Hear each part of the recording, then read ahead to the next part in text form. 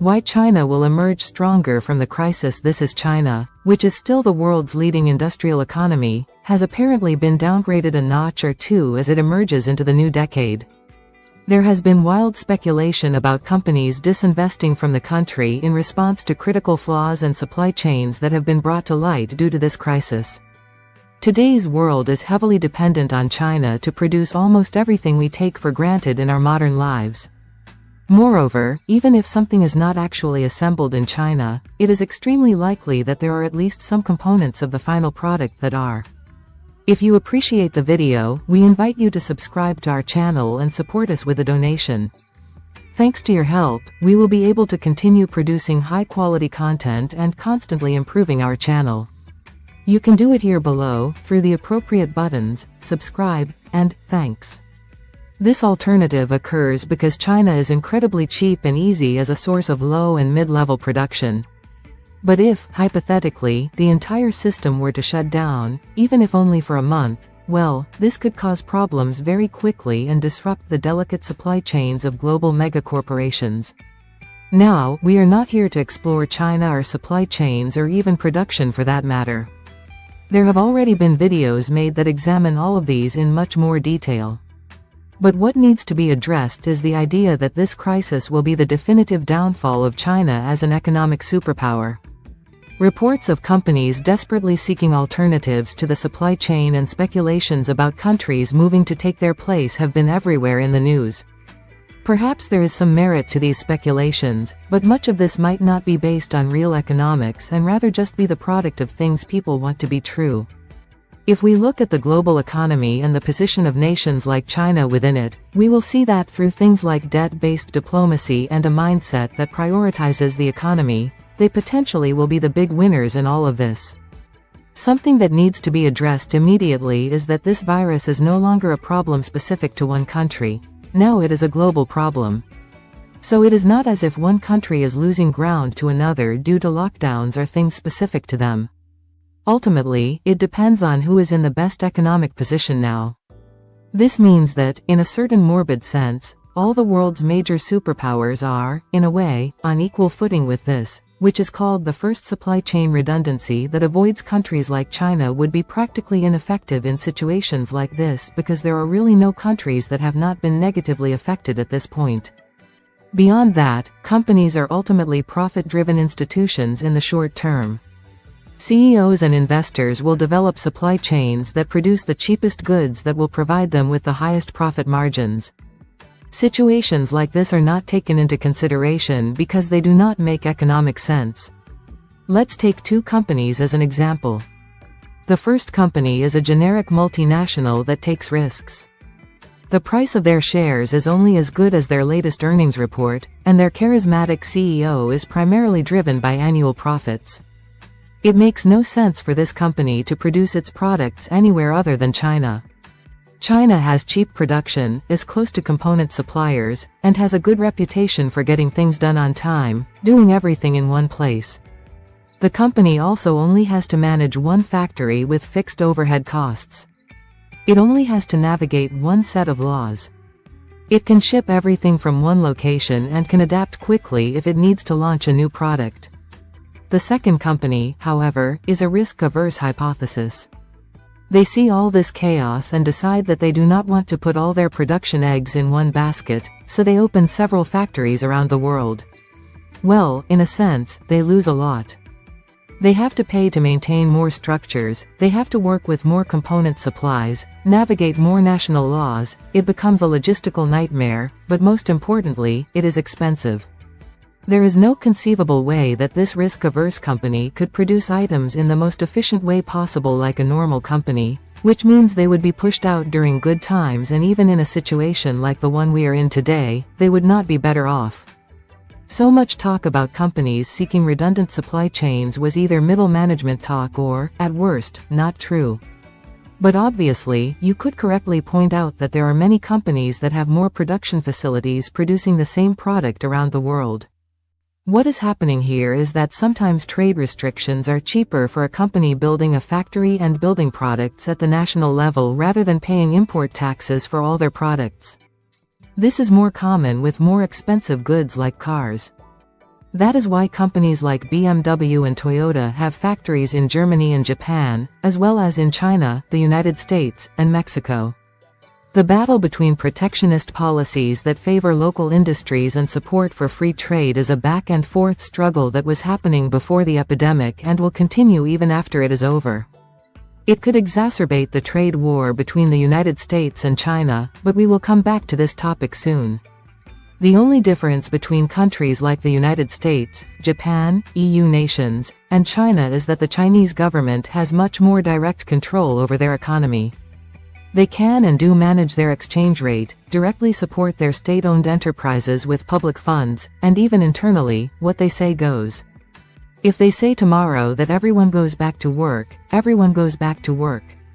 Although this is not particularly liberating or favorable to a totally free society, it means that they can implement vital changes much more quickly than other economies in periods like this. If there is something that will slow down China, it is curiously the fact that they are becoming too rich. All countries tend to grow in relatively similar ways.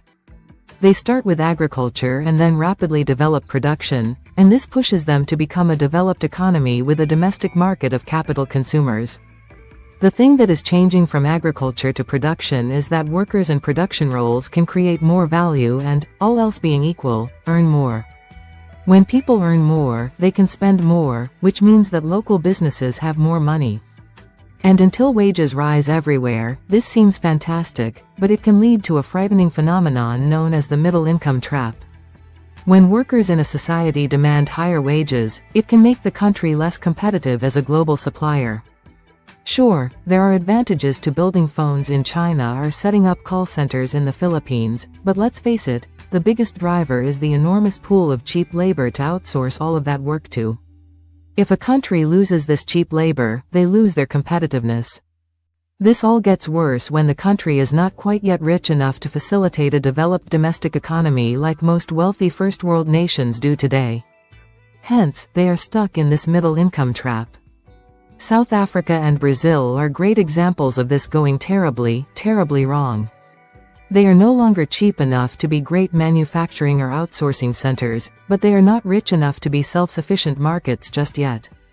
Now, China has kind of seen this coming for years and it has done a few things to prepare for this. For starters, it still has a lot of poor people. Yippee! It also has a critical mass of manufacturing with lax laws around the environment or workers' rights, and this means its manufacturing is still going to be very, very cheap there despite not necessarily being the cheapest labor market in the world. But perhaps most importantly, it is investing in other countries to pick up where it left off. China has been a major financier of infrastructure development in a wide portfolio of developing economies throughout Asia and Africa. It has established ports and factories and modern farms in countries like Senegal, Nigeria, Pakistan, and Zimbabwe, which has been a great move for a few key reasons. Firstly, it helps expand their influence in the same way that America has military bases all over the world. China wants to flex its geopolitical muscles a bit too, but perhaps more importantly than that, it just makes good business sense. China has invested billions of dollars into these countries through loans written by their state-owned banks, but these go beyond just collecting interest. If China were to loan the government of Nigeria $1 billion to build a new port, they can put stipulations on that contract. The big one has been that this port must be constructed using a Chinese construction company, which not only means that the money finds its way back into China, but it also means that China's excess productive capacity is properly utilized. You may have seen this imagery before.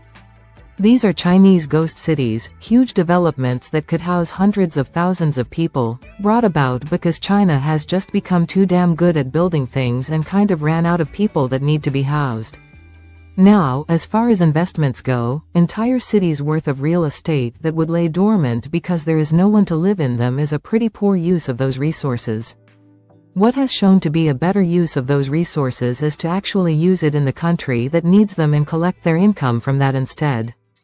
This Chinese foreign direct investment has become more and more influential in recent years, and it has culminated in mega projects like the Belt and Road development that will directly link China politically and economically with dozens of its neighbors. Now, things like the Belt and Road Project deserve a video all of their own, but why it's particularly important right now is that China is holding on to a lot of debt that is owed to them as a result of these projects. A nice little added bonus of this is that it pushes the prevalence of world trade denoted in Chinese currency, which means that the currency may soon rival US dollars as a world reserve. In the short term, though, these developing countries need to be exporting their goods in order to repay these debts that are noted in Chinese currency. If these countries suddenly can't pay this debt back because world trade in the economy has gone crazy, well then China has the right to swoop in and take back what is owed to them. In late 2018 and 2019, China claimed Mombasa port in Kenya. This gave them a huge asset as well as effective control over the largest trading port in all of Africa. And when a Chinese state-owned company claims the trading port, guess who you are kind of forced into trading with?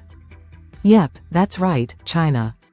The port of Mombasa was just one critical piece of infrastructure on the continent that fell into their hands due to debt concerns, which goes to show a lot of these countries were on the verge of defaulting before the economic trade collapse. If this carries on much longer, it stands to reason that China will be able to snap up some increasingly valuable and influential pieces of real estate all over the continent. And it will, in turn, have a center of industry that will provide wealth back to China without actually needing to produce anything in China. Now, this is not necessarily evil in and of itself. We have seen how the United States has benefited greatly off corporate empires that return wealth back to the United States for industry that has never happened inside the United States. But the big difference here is that American companies tend to take equity risks rather than debt risks, meaning that they own what they have invested in. And if these investments go bad, they are the ones who lose out. But don't go away thinking that the USA is somehow an angel and all of this. They're not, but this whole process has a name. It's called debt trap diplomacy, which is where a rich country like China convinces a poor country like any given African nation to take on debt that they probably won't be able to pay back. When they default, no worries, just take something from them that you now own and use that to strengthen the influence you hold over this nation. By doing this, China is effectively foreclosing on a new continent of cheap labor and natural resources, and this global economic crisis is likely to just speed up the process. So, in the interest of fairness, it is also important to explore the other side of the argument, which is that China may just be in serious trouble. At the best of times, Chinese economic data is questionable, and there is no reason to believe that their indicators during this crisis are any more reliable than their testing figures. A massive reduction in emissions from the country is actually one of the best indicators we have of the equally massive reduction in industry the country has suffered. This has led to what many are speculating are some very desperate moves by the government. Since the country is reopened, the environmental laws the nation did have regarding emissions and pollution have been temporarily suspended. This was, on paper, an attempt to stimulate industry because sometimes these regulations can be a burden on maximum output. A factory that can burn through chemicals and pour out waste into local waterways is going to be able to produce more than a factory that has to adhere to some level of environmental decency. So this may be a bit of a boost that these companies desperately need to get going again, except it doesn't really work like that. Sure, an individual factory giving the big middle finger to the atmosphere is going to work more efficiently, but if every factory in a dense industrial area does this, oftentimes the issues caused by poor air quality and water quality hurt the economy more than any slight advantage it would give them in manufacturing. This gets a bit tinfoil hatty, but a fun little theory is that these lax environmental policies are a bizarre way to save face given that government industrial output figures are so unreliable. A lot of economists and institutions actually look at these emissions over the officially reported figures. Turning the coal burners on to 11 is a great way to bump up those emissions and give the impression that industry is going stronger than ever. Flaunting a poor side effect of a positive action, it is literally the macroeconomic equivalent of some kid in the 8th grade giving themselves a hickey to show that they totally got it on to all their friends at school.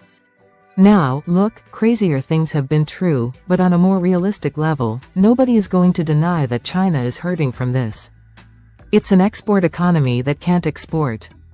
It's a manufacturing superpower that has nothing to produce. It's the workshop of a world without work. Their economy will fall into recession, but so will everyone else's. Global production is expected to fall by over 3% this year, and there is no reason to expect that they will be hit harder than anyone else. Don't be fooled, we are living history right now, and tough times like this are the hardest speculations about what the future might hold. One of the big questions that everyone wants to know is what will become of the nation that is the logical starting point of this economic crisis. The idea that they will fall behind massively has a certain vindictive quality to it, but the truth is that it probably won't be the case. We all know people who exploit economic crises like this to buy stocks or real estate at a low cost, and it is likely that China, with its enormous foreign currency reserves and portfolio of direct loans, will be able to do the same thing, but they will buy entire nations. Just because something seems right or because it is right or even because it seems logical does not necessarily mean that it is true. Introspectively, we must all admit at least a little bit that we would like the reports of a paralyzed China to be true, but that does not mean that they are. We are interested in discovering your personal experience on the topic. Write it in the comments and feel free to ask any questions, we will be happy to interact. Feel free to leave a comment so that we can improve the content. Your like would be the cherry on top, and click subscribe to stay informed about upcoming publications.